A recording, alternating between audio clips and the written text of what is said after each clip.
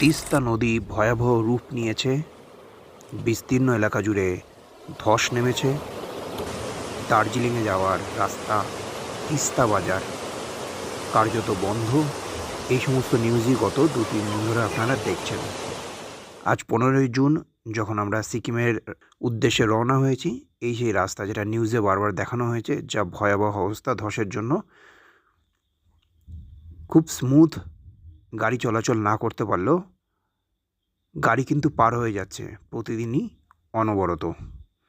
তাই যারা মনে করছেন সিকিম বা দার্জিলিংয়ে আসবেন না, খবর শুনে একবার আমাদের এই ভিডিওটি দেখে নিন। আর যদি আপনারা আসতে চান, আসতে পারেন, তাহলে আপনাদের জন্য অপেক্ষা করে রয়েছে এই সুন্দর দৃশ্যটি।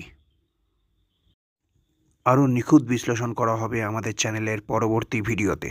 চোখ রাখুন।